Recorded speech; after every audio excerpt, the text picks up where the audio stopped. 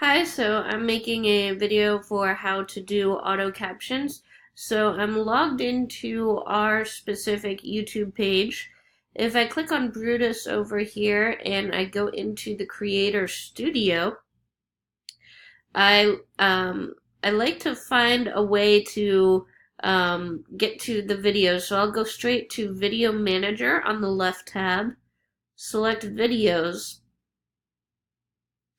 And when you have this out nice and wide in the display, one of the things you can see is the videos that have already been through this captioning process, at least a first rough pass of it, will have a CC next to the HD logo. Some of the other more recent ones don't have that.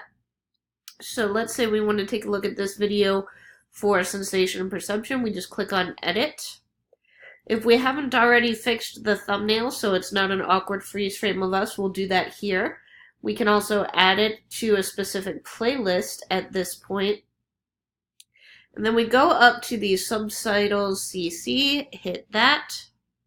We're going to tell it that it's speaking English, and that's the default for new uploads.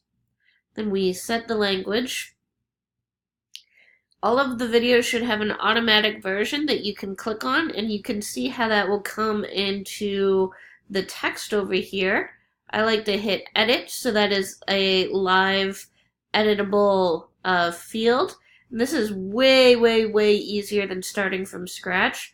So you can hit play, and you will see that. Hi again, and welcome back. Captioning. And now we're talking about the perceiving mind, which is sensation and perception.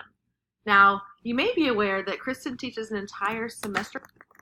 So I noticed that they spelled my name wrong, so I just clicked on the area of the text that corresponded to the video and edited it, and notice how it paused the video automatically while I was typing, and then I click back to play, and it goes back to the process.